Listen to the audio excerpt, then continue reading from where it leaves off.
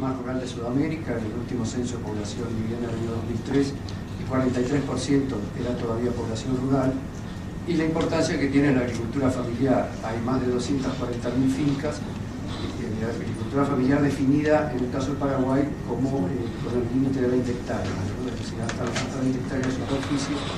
Y en el último censo agropecuario del año 2008, el 83% del total de establecimientos agropecuarios caían dentro de esta categoría. El cultivo de mandioca es una gran importancia económica y social en Paraguay. Ocupa el cuarto lugar en área cultivada después de soja, maíz y trigo, y el tercero de acuerdo al valor bruto de producción después de soja y maíz. Y es el principal cultivo de las explotaciones de agricultura familiar. Casi el 80% de las fincas cultivan mandioca. Y en el censo agropecuario de 2008, los productores de mandioca con el tamaño de finca menor de 40 hectáreas eran el 90% total y produjeron el 83% de la mandioca. Y si se compara con el último censo, que había sido el año 91, no se observa realmente el proceso de concentración de la producción ni de los productores. Más bien al contrario, ha bajado un poco el área cultivada por productor. Acá tenemos, las cifras mostrando eso mismo. Vemos en el periodo, si tomamos desde el año 81, ha habido un crecimiento un poco más de 10% de las fincas y una disminución de la superficie de así como el 4%. Los datos de producción solo están en el último censo. El destino de la producción, un gran problema que hay en Paraguay es que no hay estadísticas oficiales casi para nada, ¿no? Pero hay muchos estudios, entonces nos hemos manejado con las estimaciones. Hay un buen trabajo de USAID Paraguay Vende del año pasado, en el cual indica que el 70% de la producción se destina al autoconsumo en las fincas, el 20-22% se comercializa en fresco en el mercado de los centros urbanos, y del 8 al 10% se destina al procesamiento, tanto para almidón de mandioca industrial como artesanal y producción de alcohol. Entre este estudio hay también un trabajo del BID, otras estimaciones realmente dan unos márgenes muy amplios, ¿no? Es decir, podríamos decir, en base a esos estudios, que entre 110.000 y 220.000 toneladas anuales se destinarían a la producción industrial, lo que daría entre 8.500 y 17.000 hectáreas que serían las que se estarían cultivando con ese destino. Y habría entre 5.500 y 11.000 productores, casi en su totalidad agricultores familiares vinculados a la cadena industrial de la mandioca, ¿no? O sea, sería un 5% del total de los productores. Pasando al segundo punto, el análisis del sistema agroindustrial. La producción de almidón artesanal viene desde épocas remotas en Paraguay. El almidón está fuertemente incorporado a la dieta familiar. Recién en los años 90 aparecen las primeras industrias productoras de almidón de mandioca, las plantas industriales.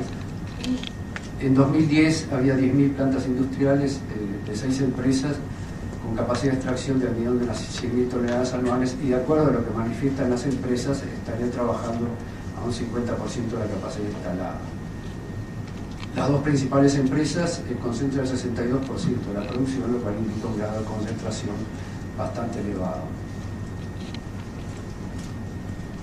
En cuanto al mercado de almidón de mandioca, tampoco no hay cifras oficiales. En función de las exportaciones y de la producción estimada, probablemente haya entre 30 y 40.000 toneladas anuales de producción, y la demanda interna sería entre 15 y 20.000 toneladas anuales. En los últimos años varió entre el 40 y el 70% de la producción de almidón industrial destinada al mercado interno, y entre el 30 y el 60% lo que fue para exportación.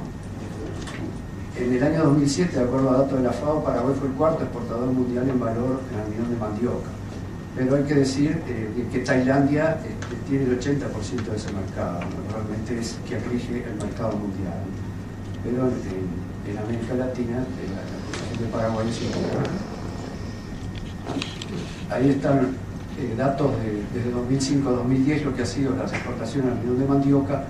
Venían creciendo fuertemente. La crisis mundial de 2008-2009 ocasionó una caída importante, pero en el 2010 se recuperó el volumen que tenía, y los precios por tonelada han venido aumentando en forma muy importante, con lo cual se ha duplicado el valor de las exportaciones lo que había en el año 2007.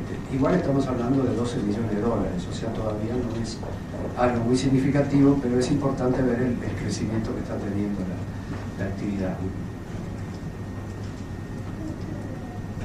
Ahí este mismo estudio, SAID Paraguay 20, presentó ese cuadro, en realidad está orientado de izquierda a derecha, no de derecha a izquierda. Bueno, el primer eslabón están todos los pequeños productores, pero lo que decíamos en realidad, esos sería el total de los productores de mandioca, los que están vinculados directamente a la cadena, podrían ser 10 o 11.000. El segundo eslabón tenemos acopiadores transportistas, pero también participan cooperativas, asociaciones de productores o comités de productores que realizan el acopio de la producción del eslabón inicial para hacerlo llegar a las plantas extractoras, simplemente como intermediarios o comprando y vendiendo las plantas. Ahí están indicadas las 4 principales, de las 6 que están trabajando, las 2 primeras, como decíamos, Alvis y Codipsa, tienen más del 60% de la capacidad instalada. Un eslabón siguiente puede ir destinado a la exportación o al mercado local. Prácticamente el Mercosur, digamos, o el Mercosur ampliado es un destino importante por ahora del almidón, aunque están también apareciendo demandantes en el resto del mundo. Y el mercado local van a mayoristas o también algunas industrias que lo utilizan como insumo, industria textil, industria gastronómica, y finalmente el último eslabón serían ya hacia el consumidor final, los minoristas o pequeñas industrias alimenticias. Acá hay una gráfica, simplemente yo creo que lo importante de destacar es que el precio del almidón de mandioca es el que en gran medida determina el precio de la mandioca, tanto la que se vende en fresco como la que va con destino industrial. Y por lo que se ve últimamente, ese precio del almidón está muy directamente vinculado al precio de exportación. O sea, en el fondo, el precio de exportación, desde que empezó a tener volúmenes importantes, es el que está regulando en cierta manera las fluctuaciones de los precios de los otros productos. Bueno, las perspectivas del mercado es muy competitiva como fuente de almidón. Por ahora, dentro de la producción de almidón tiene un porcentaje bajo del total, pero los precios del mercado mundial son más bajos que los de maíz, trigo y papa, y es un almidón de excelente calidad, mejor calidad inclusive que los otros. Ha crecido mucho la demanda por almidón durante mucho tiempo, y en los últimos años aceleró el crecimiento. Esto causó un aumento importante en los precios, entonces una mayor atención hacia la mandioca como materia prima para el almidón. Es decir, hay promisorias perspectivas en el mercado mundial, un crecimiento de la demanda del almidón de mandioca, y también a nivel regional se observa una demanda insatisfecha. Esto quiere decir que a nivel del país, el Paraguay seguramente va a seguir aumentando la demanda de materia prima por la industria, y se podrían integrar un mayor número de productores. Con la industria trabajando a pleno, sin pensar en expansión de lo que existe, ya podría integrarse entre 15 y 20.000 productores a la cadena. En cuanto al análisis del ambiente institucional y organizacional, en general en el Paraguay ha habido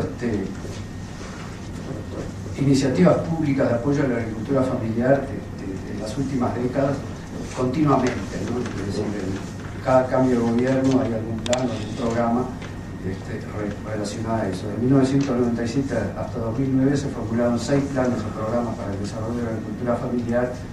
Varios quedaron solo a nivel de formulación, y los que se implementaron, los resultados fueron muy escasos. Y mirando en último tiempo, el gobierno actual está preparando un programa de fomento para el desarrollo de la competitividad de productos agropecuarios, que tiene como elemento innovador interesante una propuesta de conformación de mesas por producto. Y como dato a destacar, la primera mesa por producto que se conformó se hizo a fines del año pasado, la mesa de la mandioca. Los colegas paraguayos podrán comentar después cuáles han sido los resultados.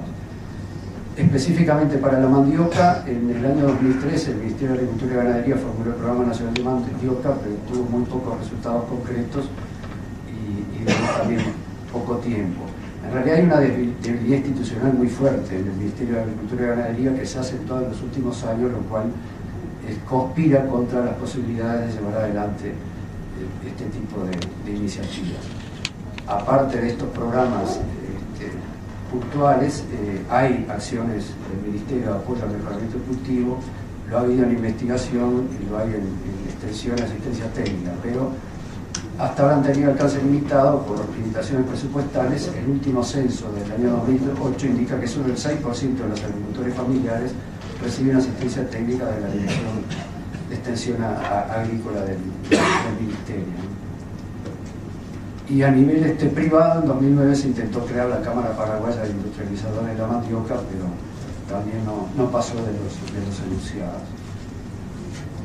Bueno, en cuanto al análisis de las transacciones y los mecanismos de coordinación entre productores y procesadores, bueno, ya dijimos que es una cadena de reciente formación. Hace 15 años se instaló la primera industria, es decir, que hay relaciones recientes entre industriales y productores, y esto ha tenido dificultades para generar relaciones de mutua confianza y hay problemas en la articulación entre ambos separadores.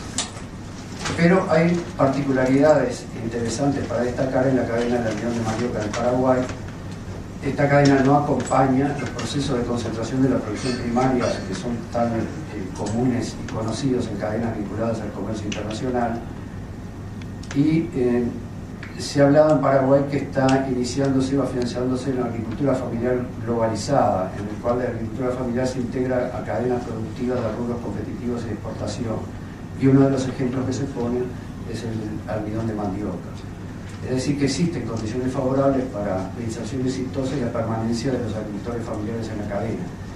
Habría para ello que satisfacer los intereses particulares de industriales y productores y lograr una mejor coordinación y estructuras o modelos de gobernanza eficientes en la cadena agroindustrial. En cuanto a los modelos de gobernanza presentes en la cadena, bueno, nosotros hicimos una clasificación entre los modelos tradicionales, entre ellos el primero, venta directa de productores a las fábricas, que no es el modelo predominante.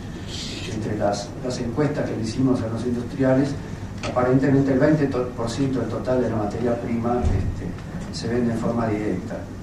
En realidad es un cambio en la forma tradicional de venta de los productores familiares, que no están acostumbrados a esto, depende mucho más por tradición, cultura y distintos mecanismos de los intermediarios.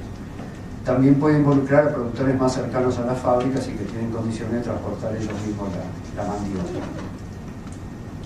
En general no existen contratos formales establecidos con los productores, y han habido algunas iniciativas para mayor coordinación entre las fábricas y los productores del área de influencia, casi siempre partiendo desde la fábrica, pero han sido aisladas, es decir, cada industria tiene sus mecanismos.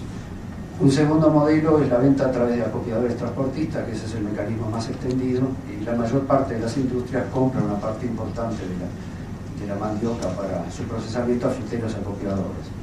Muchos acopiadores son también productores y muchas veces financian a los productores a quienes les compran la mandioca.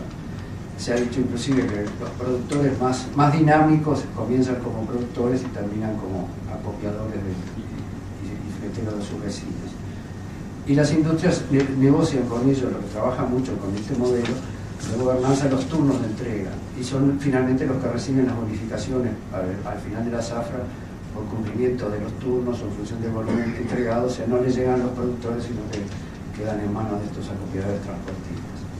Y en cuanto a modelos emergentes de gobernanza, tenemos las transacciones mediante planes de venta. Esto es una de las dos empresas principales, Codipsa, lo implementó en el año 2009 con sus productores. En estos planes de venta existe un compromiso de entregar una cantidad de mandioca a las plantas mes a mes y se otorgan premios por el cumplimiento. Es una modalidad que se utiliza fundamentalmente haciendo las transacciones con los comités de productores, que son ya grupos de productores que en general Codipsa encontró que ya existían en el área de influencia. También hay productores individuales y hay fleteros acopiadores que lo utilizan, pero fundamentalmente son los comités de productores.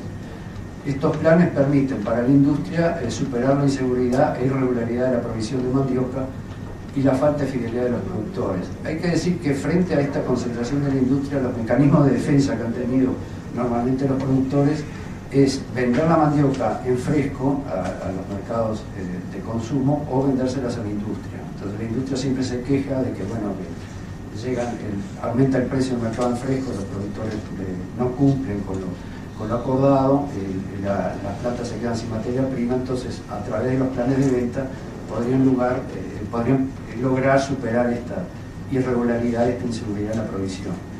Y a los productores, bueno, aparte la fábrica les asegura el suministro constante y previsible de materia prima, y a los productores al menos les asegura un ingreso constante todos los meses. Ocupa el cuarto lugar en área cultivada después de soja, maíz y trigo, y el tercero de acuerdo al valor bruto de producción después de soja y maíz. Y es el principal cultivo de las explotaciones de agricultura familiar. Casi el 80% de las fincas cultivan mandioca. Y en el año, hasta 20 hectáreas de superficie, y en el último censo agropecuario del año 2008, el 83% del total de establecimientos agropecuarios caían dentro de esta categoría. El cultivo de mandioca es de gran importancia económica y social en Paraguay, es el más rural de Sudamérica. En el último censo de población vivienda del año 2003, el 43% era todavía población rural. Y la importancia que tiene la agricultura familiar. Hay más de 240.000 fincas, la agricultura familiar definida en el caso de Paraguay como con el límite de 20 hectáreas. ¿No? Es decir, hasta el censo agropecuario del 2008, los productores de mandioca con el tamaño de finca menor de 40 hectáreas eran el 90% total y produjeron el 83% de la mandioca. Y si se compara con el último censo que había sido el año 91, no se observa realmente el proceso de concentración de la producción y de los productores. Más bien al contrario, ha bajado un poco el área cultivada por productor. Acá tenemos, bueno, las cifras mostrando eso mismo. Vemos en el periodo, si tomamos desde el año 81, ha habido un crecimiento un poco más de 10%